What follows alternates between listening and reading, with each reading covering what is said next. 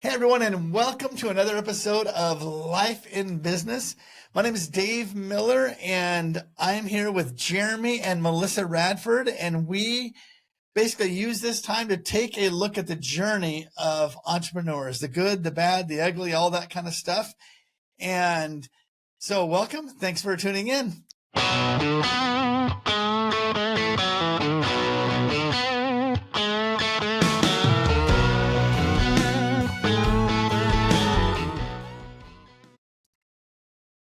Hey, let's jump right in. And can you tell me a little bit about yourself real quick? Well, again, my name's Jeremy Radford. I've been a general contractor for about 30 years. I got started, actually in the construction industry for 30 years. When I turned 15, I started working for a company that eventually, when I turned 19, I bought. They were retiring, and so without knowing anything, I thought that I could actually take that adventure on, but it was a very good learning experience, and so I used that experience throughout my careers to build a couple companies that there's been a lot of ups and downs. Come on, that's the life of an entrepreneur, man. That's what I hear from everybody who has done business for themselves. It's like, ups and downs, and Yes, you just want more ups than downs, right? That's what you try to go for. Yeah, good. Yeah, it's learning to get through those downs that makes it so you can get more of those ups. Yeah, that's true. They're the best way to learn. You could have someone tell you the right way to do it, but you're not really going to learn it until you go through some failures and learn through the process of how to not do that again. Yeah. I always say, I'll try something, and if it doesn't work, then I just say, don't do that. Yeah. And if it works, I just say, I'll just try to do more of that. Mm-hmm. And you just try to keep one foot in front of the other. Good. Hey, Melissa, so tell me about your journey. Yeah, well, so I've been, an hourly person for my whole, career. I was 20 years in the neonatal intensive care unit, 8 years as a nurse, and 12 as a nurse practitioner. So, I had the opportunity to participate in the lives of hundreds of families and save lives, and just there was so much joy in doing that work. So when Jeremy and I met, and we kind of took on this different path of, our main business right now is his general contracting, but also short-term rentals. I was going into something that was completely foreign to me. I've always had, a paycheck coming in, and the opportunity to do extra work, and, insurance coverage, and all these things that, I just had relied upon. And so to kind of, for a little more background, I just actually quit after 20 years and jumped into this entrepreneurial thing, feet first. So now I'm not doing the nurse practitioner thing anymore. We're just entrepreneurs. So we're learning together, and it's it's a big jump, but I'm so thrilled to be working for ourselves and to have our own schedule, and to, we succeed or fail based on our willingness to do the work, and to be willing to potentially fail, but we've just been through it together, and we get to be together. We get to do that work together, and we really enjoy that a lot. So that's awesome. And that's part of, that's a big reason why I wanted to do this podcast, was because what you just said is that's what a lot of entrepreneurs go through. Like, if I could ask you, what makes you trade that level of security, which is I don't know if you got paid twice a month or whatever, but I mean, it's like clockwork. That check's coming in, the insurance is there, and I'm going to trade this high level of security in a very honorable and very good career for the unknown. Mm-hmm. I mean, I don't know what really gave us the actual, just the bravery to do it, but I think it has just been such a an adventure, and it's so much fun to work for ourselves. Like, you know, when you're working for somebody else, you have to deal with, there's the politics and the, you know, the people that you're working with, or your boss is difficult, or, you know, there's a lot of, you know, ins and outs of that corporate lifestyle that, you know, once I got a taste, I think, of what we could do, and then we were succeeding at it, even though, you know, our income isn't the same yet. You know, we're working towards improving our, you know, overall income. And, you know, we haven't replaced what I've, you know, lost stepping away from that job. I was just that freedom of our schedule and our life has just, that was what made us decide we're ready to do it, even though, and we'll just trust God to show us how to make that happen. But, you know, yeah, it is a leap of faith. But we were ready, and I'm so happy. That's awesome. And you'll probably notice that we spell Lyfe, Lyfe, and it stands for Live Your Freedom Every Day. Yes. And that is a huge part of, I think, the life of an entrepreneur. Mm-hmm. It's the freedom. Yeah. It's the idea that, you know what, I'm okay with success and failure resting squarely on my shoulders. Yes. Absolutely. And I think that, and it's not good or bad, but I think for most people, that's too scary. Mm-hmm. Yeah. Because it is, I mean, I don't know how it is for you, but I mean, I've definitely had days where I'm thinking, okay, I think I made a mistake. There's more month left than there is money, yes. or whatever. Yep. And you're like, oh my goodness, what's going to happen? And somehow, some way, you know, I wish I was like those entrepreneurs you read about in magazines or whatever, where they had this great idea and then like 2 weeks later they're multimillionaires. That is not what happened here. No. That's so rare. That seems to be the life of a small business owner. They're trying to live the American dream, and just with us, it's you work every day to secure your own freedom, freedom from, you know, say a boss or a corporation that deems everything that you should have to do. You have to jump through all these hoops, but what you're really doing is changing which hoops you have to jump through. I mean, we still have so many hoops you have to jump through as a business owner. Mm-hmm. We have to deal with the state, the city, you know, the federal taxes, and it all, you know, changes to where it's all on your shoulders, and I think that's where it really comes down to in our lives. Every day can be a leap of faith, and it just you know, to learn that. I think that's just the strongest way to build that faith is to take a blind step out there and know that, okay, I've gotten this far. How far can I go? Yes. And you've pretty much always, I mean, since 19 or whatever, been an entrepreneur. Yeah. So you've felt that pressure for a long time. Oh, yeah. I'm guessing, you know, so you have this, okay, this is how it is. And then you stepped into this life, this life of an entrepreneur going, wait a minute here. What happened? Well, and I dealt with a lot of anxiety kind of as we were making this transition too. I mean, you know, there were certain things that happened as we were building our short-term rental, you know, business, or, you know, just building that.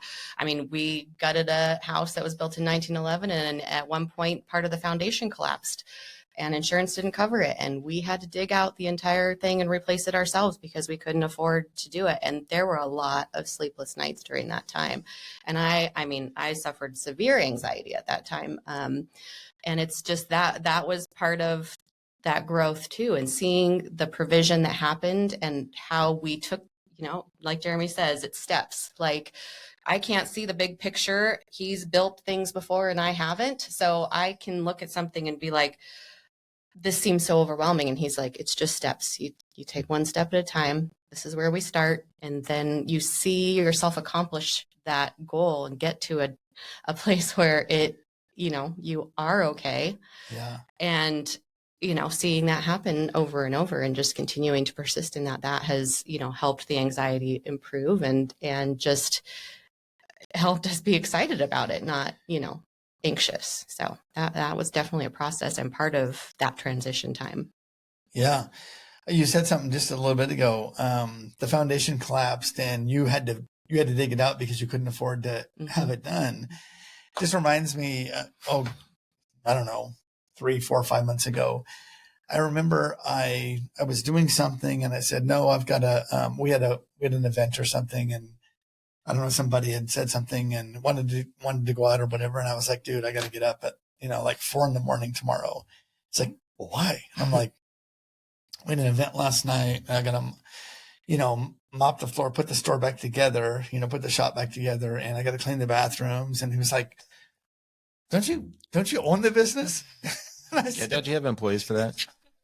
I said, yeah, that's what he said. Don't you have employees for that? And I'm like, well, yeah, but I got to pay the employees. Ah.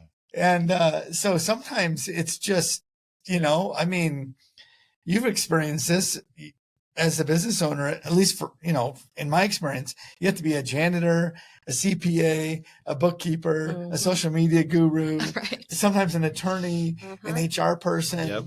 Lobbyist. I mean, we've definitely, we've gotten a whole education of all those pieces. Yeah. Do you hear some kind of beeping? It's music. Well, that was kind of, we only do the, we're only on the most advanced sound stage possible. Right? But, so you mentioned the whole lobbyist, and that's a very interesting, because I watched you, go through this process, and you kind of had to educate yourself on like legal issues and be involved in that. When you first started on this road of, of Airbnb or VRBO or the vacation rental type of thing, did you think, oh my goodness, we're going to need to get involved legally in this battle? No, we had no idea of the complexity of kind of what was going on in the regulatory landscape across the world, truly, but across the country and here in Idaho, even, where here in Idaho, property rights are sacrosanct, and that's very important to people in our state. But then you start to see that there's little places where they try and take little pieces of that away. And a lot of that's done just through scare tactics and through,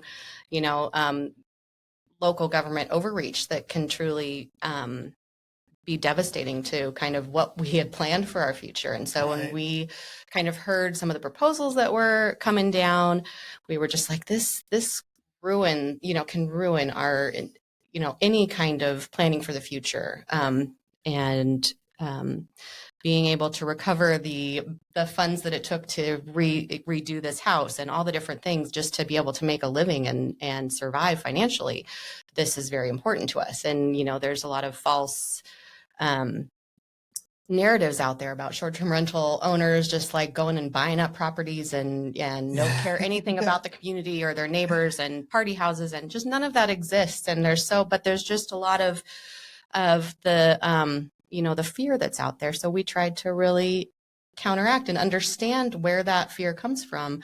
I mean, one of the things that we did first off when this all kind of started was we went to the CDA PD and we pulled data on noise and disturbance complaints, because we're like, are parties a problem? Are short-term rentals damaging our communities?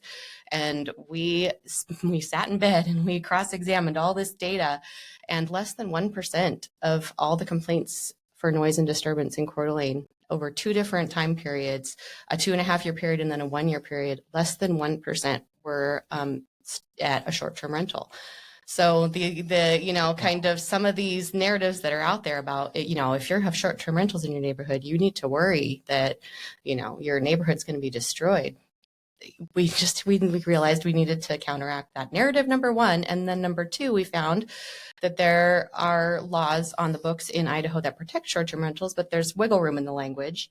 And a lot of local governments have used that wiggle room to really overreach and really effectively ban short-term rentals without banning them across the state. And that's not happening here as much as certain other cities in our state. But we really found that we needed to bring that together and work with legislators to protect property rights here in Idaho.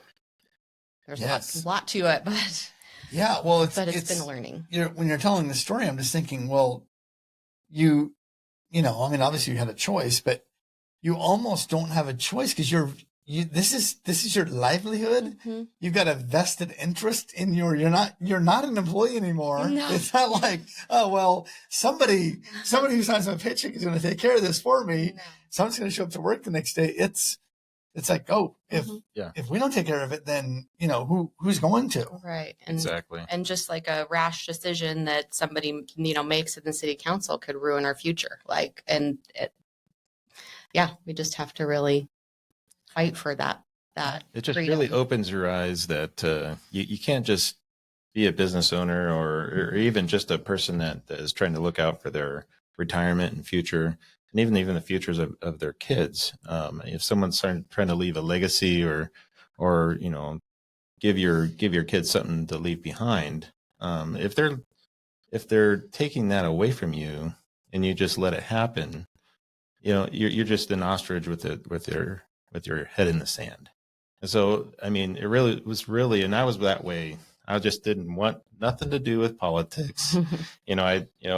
Moving to Idaho, it's like I always saw Idaho as a, you know, protector of freedom and just a real constitutional place. And it was a little disheartening when we go to build our future and retirement here in Coeur d'Alene that's under attack.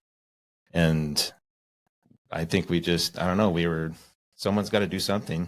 And so we started a Facebook group, and it just went from there. It's either fight for your freedoms or let them be taken away. Right. Oh, it, you know, not to get too political over here, but I just question, like, why do people want to give their freedom away so quickly? Yeah. If it's not the most valuable thing we have, it's pretty high on the list, I would think. Yeah.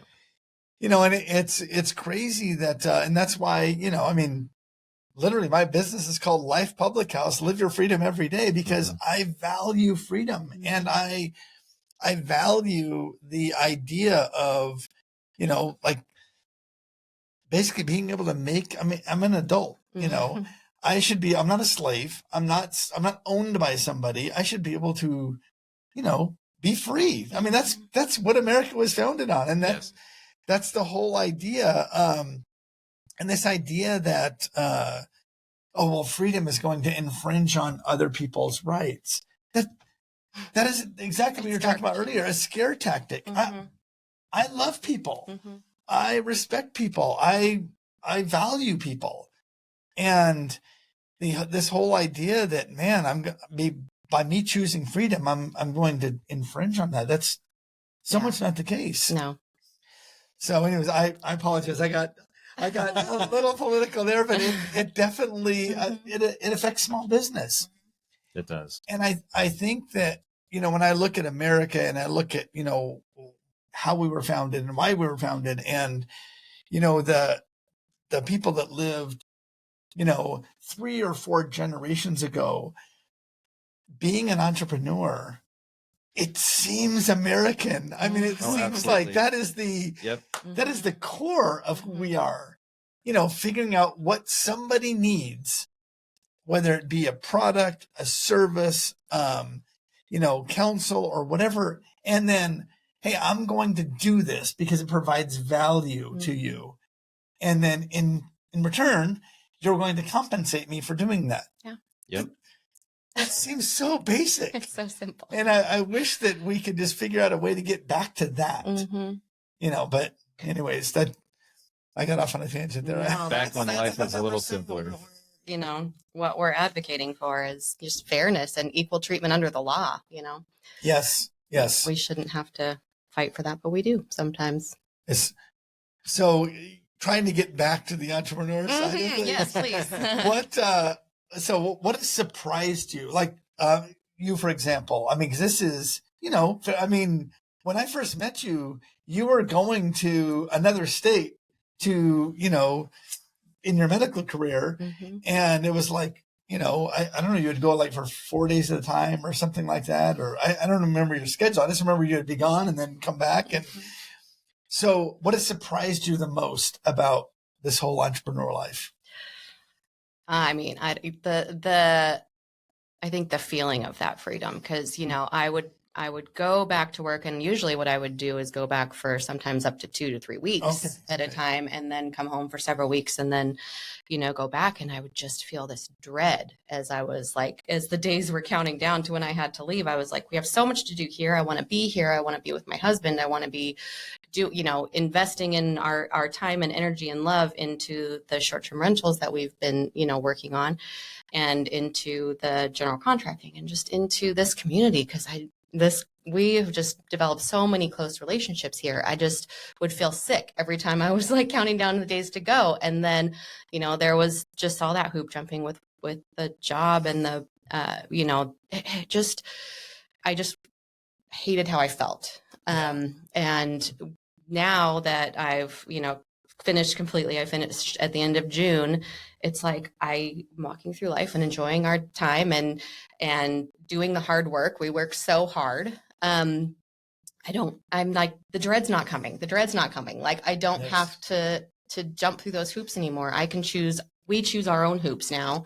And we, like you said, it's on our shoulders. We take responsibility and love what we're doing and what we're building in this community and with the people that we know and love and our neighbors and all these things. It's like that lack of dread, that freedom, that excitement for what the future holds and what the next steps are going to be. Because what we have now hasn't still replaced my income, that we've lost. So we've still got work to do, and we're so excited to do that work. And yeah, I think that joy and excitement and that being together, and then not having that pit of my stomach, like dread that I have to step away from my life again just to make money, Yeah.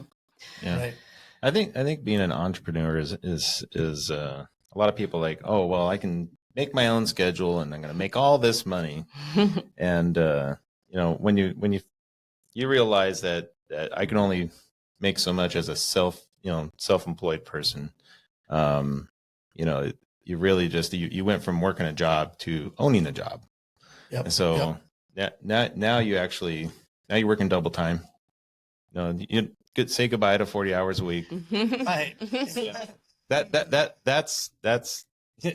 a part-time job. Yes. It's crazy, it must be great, being an entrepreneur. You get to work when you want, you get to do what you want. And it's like, well, I actually traded a 40-hour-a-week job for sometimes a 100-hour-a-week job. Yes.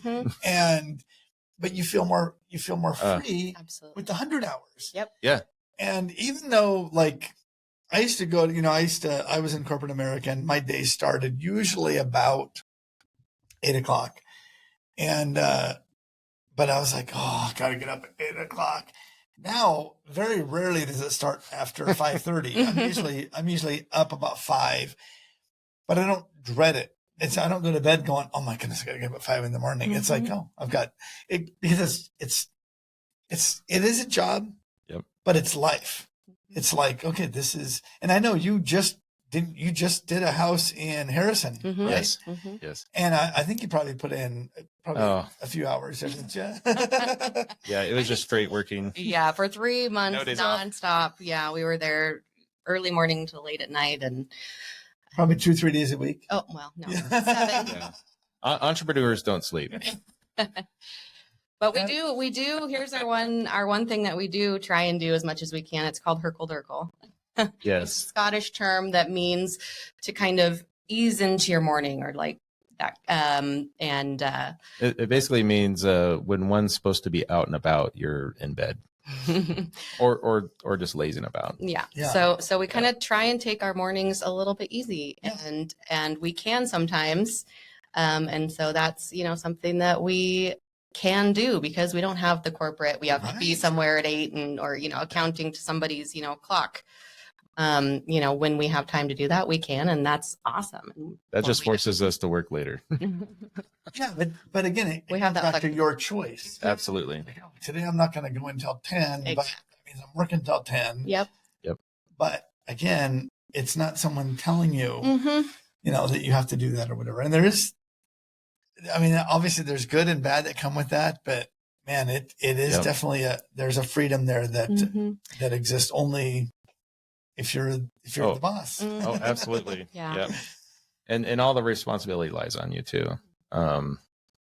There's no excuses. You can't blame, oh, well, that's because I work for, this poor company that, treats me horribly. And if you're being treated horribly, it's because, you're your own boss and you created that own environment. So, if you're a slave driver, you're going to work a lot of hours. And, but the thing is that it seems like the freedom of being an entrepreneur is that it gives you that push and drive to succeed. And if you fail, that's all on you too. Yeah. And the fun thing I think too is that you picked what it was. Like, it's something you're passionate about and you care about, like what you're doing with Lyfe. You are so passionate about connecting people, and just everything that you've done there is so beautiful and so community affirming and freedom affirming, and it just brings people together. And our love for hospitality and for making beautiful things, like a home beautiful and welcoming, and bringing people into our community to patronize the businesses locally, that is super meaningful to us. So you get to pick the thing that you care about, and yes, you're spending 100+ hours a week doing it, but you love every minute. Like, that's that story. If you love what you do, you never work a day in your life, or Exactly. Good deal. Just thinking about you as husband and wife team. I know there's a lot of entrepreneurs that are a team like this, which can be awesome and it can be not awesome. But I was just thinking, you're the builder, and because I've been around you, like and getting ideas for life and where things go. Does this ever happen? Do you ever go to a place and be like, oh, this could go here, this could go here, this could go here, and your mind's going, oh my goodness, there's more work than this job I thought was going to be a 10-hour job, and now it's a 30-hour job. How does that dynamic work? Well, I think we have a really good yin-yang relationship. I'm very, symmetrical in how I work. And that's just why I guess I picked construction, as a career. But when it comes to the design, I have some of that just through experience. Yeah. But she just has that naturally. And so when it comes to that, you put my skill to get it done and her, skill to design it, it actually produces a really good product. But, I think if we just learn to lean on each other, that's where we really don't. We haven't really had any clashing. There's been a couple, like, oh, I don't think we should do that. That's a little too much. I'll be like, I'll have an idea and I'll, say it, and he'll be like, oh yeah, we could totally do that. I'm like, really? Yeah. Or sometimes he's like, no, that's not feasible. And I'm like, okay, well, let's, I don't know. We do have that good kind of. I usually don't argue when it comes to decor, but if it's removable, it's like, well, if it's not a good idea, it's going to present itself, and we can always change it. But we usually work together on a lot of the hard items, in a house design or a project, and it seems like we're pretty copacetic on that. It's nice to have. Yeah, that's awesome. So your business is, are they called VRBOs or Airbnbs or vacation rentals, short-term rentals? Airbnb and VRBO are platforms online that people find us. But the correct term is short-term rentals. Sure. Yes. Okay. Perfect. Mm-hmm. Perfect. So how does that how does that process work? Are you like at certain stages, or okay, we're ready to get another short-term rental, or are you always on the lookout, or how does that process work? Well, I mean, when you go through it's when you're looking at buying another property, that's an investment. And so, I mean, you really got to like, you know, educate yourself on that, you know, investment process. I mean, you're talking to brokers, you know, mortgage brokers to see, and they're going to help you with, okay, what can you do with the money that you have? There's a lot of options out there in education we had to go through. I mean, just even with the first house, it was, you know, we bought it as a vacation For ourselves, home. our own vacation rental. Yeah. And so it was mortgaged that way as well. And so when we decided to move to Coeur d'Alene, we bought another one, because we couldn't live in, you know,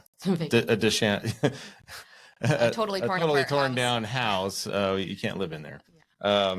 But so we didn't really decide when, you know, to go, hey, let's be short-term rental owners, and that's going to be our business. It just kind of was a evolution of steps. It's like, I think it became clear that to have some financial freedom and security in retirement, that was a good avenue to go, and in a mostly secure way to go.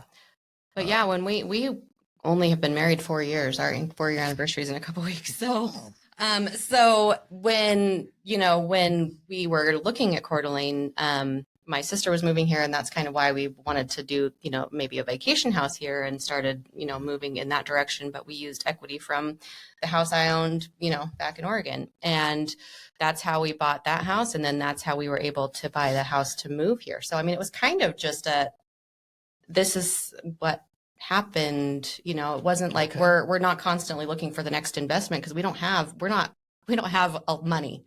You know, it's not like we have a huge stockpile of cash to put down on the next house. I mean, we had to get a new loan for this one, and we're not from rich families. No. We don't have Daddy Warbucks. No.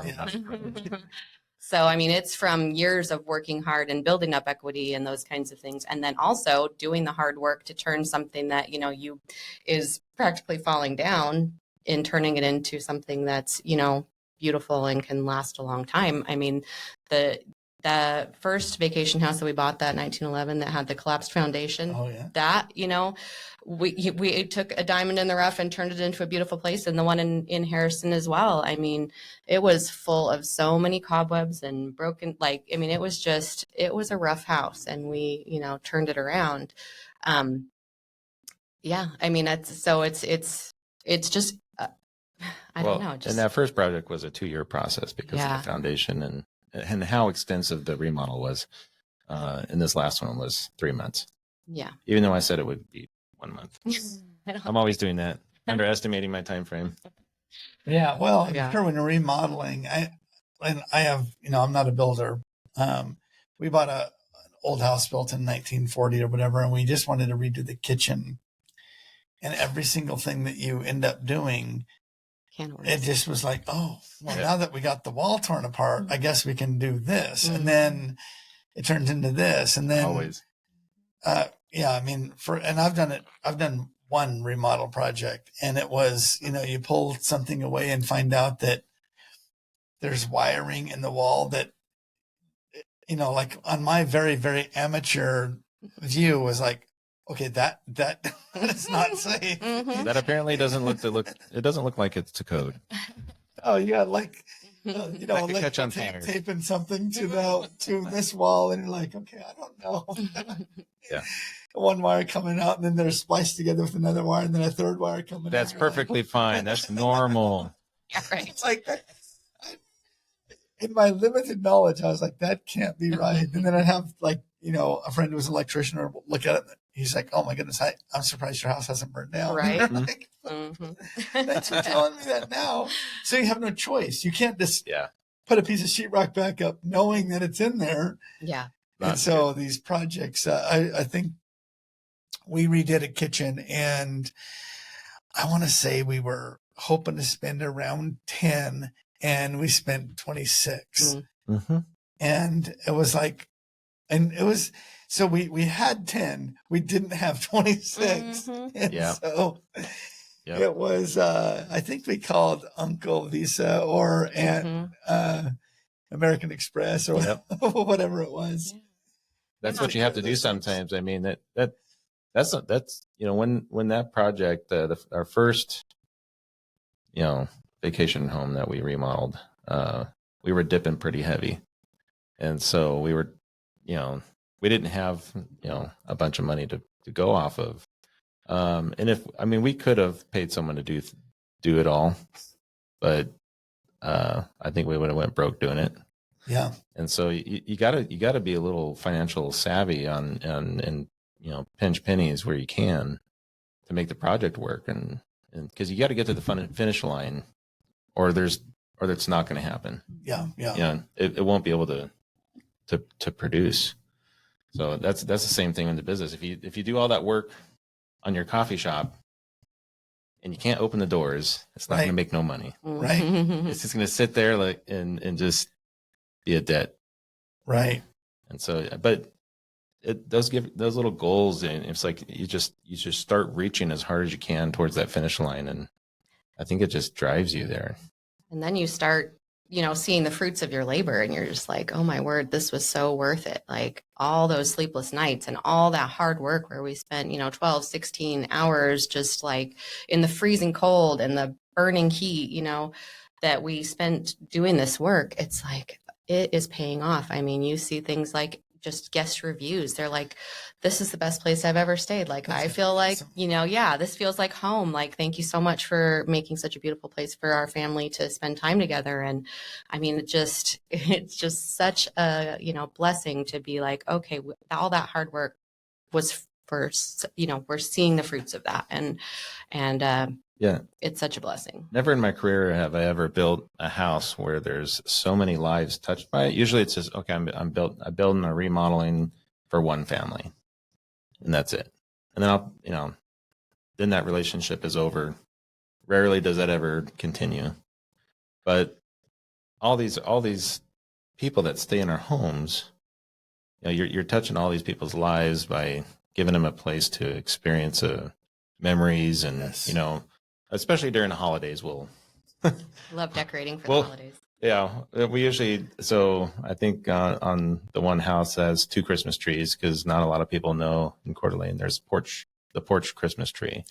And we learned about that here, and so we definitely went out a little above and beyond on our porch tree. But so many people just come up to the house, and they're already being greeted by Christmas. And that's cool. Yeah, it's just so they can make some more memories. Yeah, that's cool. The when I open Lyfe, I always said, great food, delicious drinks, and lasting memories. Mm-hmm. So I am a person that is very much about creating memories, and anytime I can be involved in creating memories, I'm that just kind of puts a little boost in my sail, or a little wind in my sail, whatever the saying is. So I totally get that. Yep. And I could definitely see how, like you create an environment, and there's got to be like, you read this thing, and my family did this or that, or we celebrated this, and it's got to be like, oh, that's so cool. Mm-hmm. And it's like, oh, that 1 17-hour day that we didn't do this, or we slept on the floor or whatever, that was worth it. Yeah. Yep.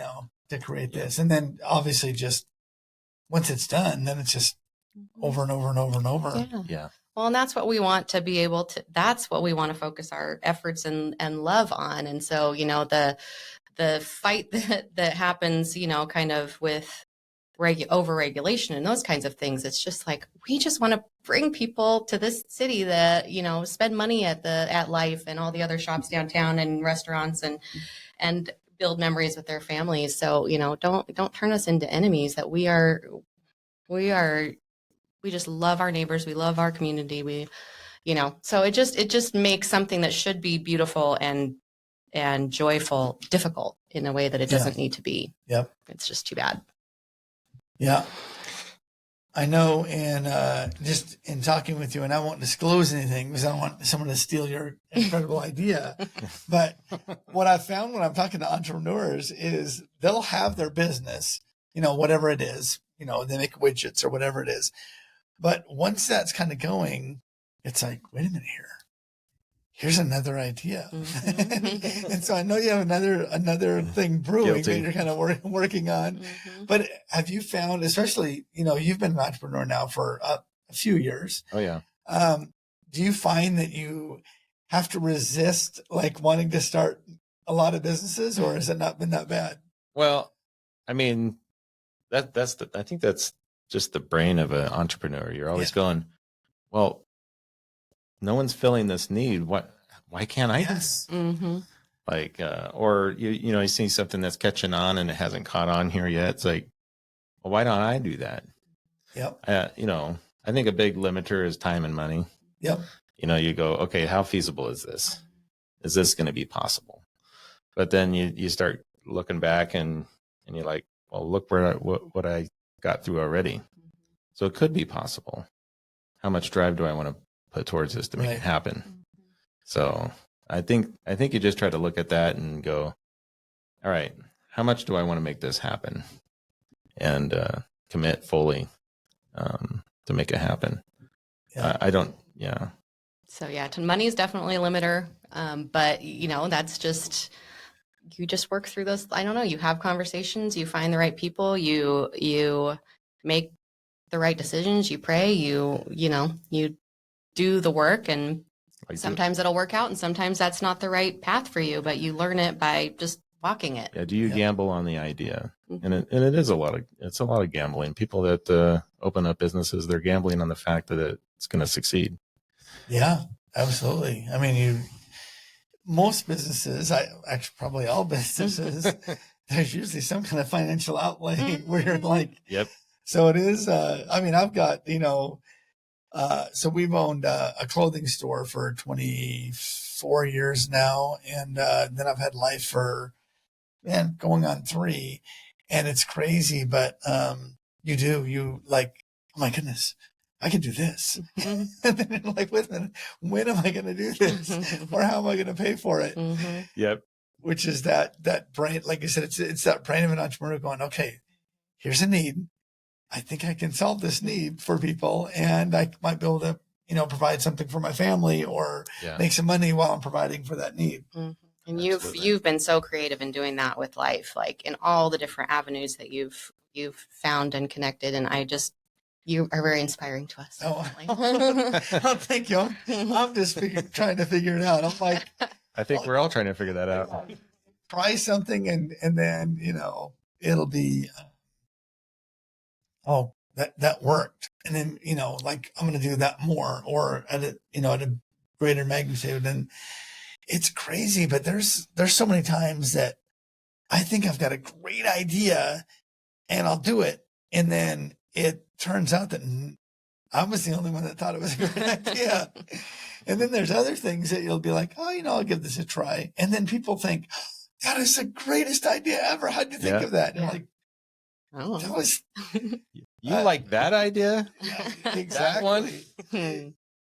How do you, so if you've got that mind of an entrepreneur, how do you shut it off? I don't think there is shutting it off. Oh man, because I'll be laying in bed and go, what about this? That's what happened to me this morning. I've been sleeping better, but this morning I was up at like 3:30 and my brain was going. So I just got up and was, on my phone for like an hour because I was like, turn off. But sometimes you just can't. Yeah. I think that's, you can't turn it off. Cause when I first started, I bought a company and I got to a point where I had to shut it down. And so when you go back to work for someone, that brain doesn't shut off. Yeah. And so you can either, put it to use to help that company, or you end up going, well, maybe I can do better. And so you open up your own company and leave that security and you're back into the entrepreneur world. So even if you try to, I don't think you can shut it off. And I think if you're able to shut it off, I think that'd be a sad day. Then you might not be an entrepreneur. No. You would just be, I think you would really be disservice to yourself. I think it'd be something that, there might be a time in your life like, okay, I'm tired now. I don't have it in me anymore. I'd be happy just doing this. Yeah. But maybe that's in alignment with being an entrepreneur, is maybe guiding and counseling future entrepreneurs to a better path, and maybe not make the mistakes you did. Well, and getting ideas from other people too, because I mean, with the general contracting work, that is really hard on your body. That's not something he's gonna be able to do, or I'm gonna be able, for the next 20 years. So that's part of, kind of us phasing into this kind of work too, and kind of always trying to find ideas of, okay, what's our future gonna look like if we know that, we can't be digging holes, digging out foundations for the rest of our lives, your body doesn't put up with all that, as you age. So, learning from other entrepreneurs is so important, because we are all making those, great gains and great successes, or struggling, and we can learn from each other. Like, okay, that Absolutely. Worked for you. What can I learn so I don't have to make that same mistake? Or, how can we help each other? Or, there's just, and I think that camaraderie with those types of people, the entrepreneurs that are always thinking and always have the strong work ethic and take it upon themselves to bring their future to fruition, that's a very unique community in and of itself. And it's just been so fun to be a part of that part too. Yes. And that's really the idea behind this show. I guess it's called the show.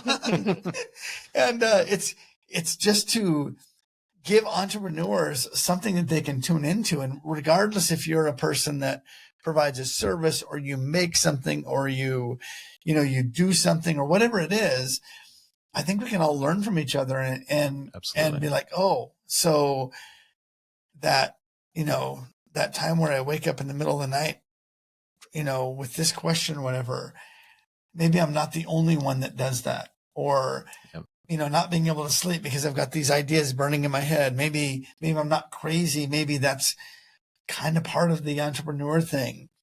And then, like what both of you have said, we can share our mistakes, share our frustrations, share our successes, so that other people can learn. And then, so that's the idea. Yeah. I'm just hoping to stay out of the, put smart people together, stay out of the way, and let them talk and just share their life, and hopefully this turns out to be a cool thing for entrepreneurs. Yeah. As small business owners, we got to come together and help each other out. Because we're a big corporation. They have a big board of people that are, a team to think through all these problems that they have, research and development and all this stuff. Well, that helps them to be successful. Well, that takes a lot of people. As a self-employed, business owner, you have one, maybe two, and then you have some employees if you have employees. Yeah. So you don't have a lot of shoulders to lean on, and right. So being able to have those relationships with other business owners and entrepreneurs, that way we can learn from each other, we can help support each other, and with that, I think you're able to be more successful that way. Yep.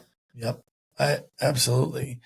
I met with an entrepreneur, very successful guy. 3 weeks ago or whatever, and I was telling him about what I'm doing, and he was like, "Well, I had to learn how to do a podcast." I don't know how to do one. How do you get listeners? I'm like, well, I don't really have any yet. And I go, that's I'm just trying to create it. And he was like, "Oh, that sounds awesome. I want to be on your show." And I was like, "Well, I want you to be on my show." That's amazing. So it's this whole just this learning curve, and so, man, I'm so thankful that you guys have agreed to be on this and share this with me. I was talking to another gentleman that I met, and again, just a little bit older than me, but has been doing the same type of work for about 35 years now. And now he's got what I would consider a pretty successful business. And I'll never forget, we're sitting having a beverage, and he said that, you know, people will come up to him like, oh my goodness, this is so, I mean, it's like, you just created this out of nowhere. This is so awesome. And he's like, he sits there and, you know, thank you. And, you know, tries to, you know, be polite or whatever. But in the back of his mind, he's like, you know what? It took 35 years to be an overnight success. Right. And I'm like, that is like, I want to write that down somewhere because Right. that is so true. It's so much, you know, like for you, they see this beautiful house that you've created and they're like, oh man, you guys just must be rolling in the money. Oh yeah. And little do they know that, you know, the, you know, 3 straight months of work without a day off and the cold and the hot and the, you know, like figuring things out and the digging and the whatever, all the stuff that goes into it. Yeah.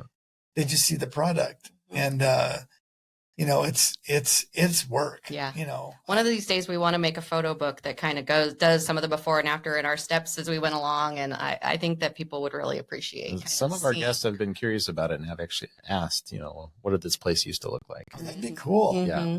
Yeah. We do have aspirations to do that. We It just takes time. yeah. We just take more time. More time. Yeah. I keep thinking that if there were like just 25 hours in a day, Yeah. just one extra hour, and that one extra hour would be, you know, like nobody could plan anything for that extra hour. I could get a lot done. Right. So, what I'm trying to do to ask every entrepreneur that's on this podcast, just so everyone has, you know, this chance to give one piece of advice. Is there one thing, regardless, you know, and each of you can answer, one thing that you would just tell anybody that, whether they make something, whether they've got a medical practice, whether they're a builder, whether they provide a service, one thing that if they're own that business that they could do, or that you would tell them, hey, this is something good. I think the biggest thing is don't be afraid to fail. Oh, that's good. Yep. You know, it's going to happen. You know, you look at batting averages. That's based on how much they failed. Like imagine counting all the missed hits. That's a lot. Yeah. Oh yeah. But you know, you don't get paid on your misses. You're getting paid on your hits. You know, when you're successful, that's what you're aiming for. And it's okay if you miss, because if you're not going to try, you're never going to miss or hit or anything. You're just going to work your 9-to-5 job. Yep. And you didn't take that jump. I know, that's what I was going to say. My thing was just that, no, it's because you're the one that introduced that to me to begin with, was just kind of that concept of just sometimes you just have to take that leap of faith. You just have to jump. You just have to say, like, you know, I don't know exactly where this path is going to lead, but I'm willing to do that. And that can be a very scary step. It's like jumping off a cliff. It really is. And so, you know,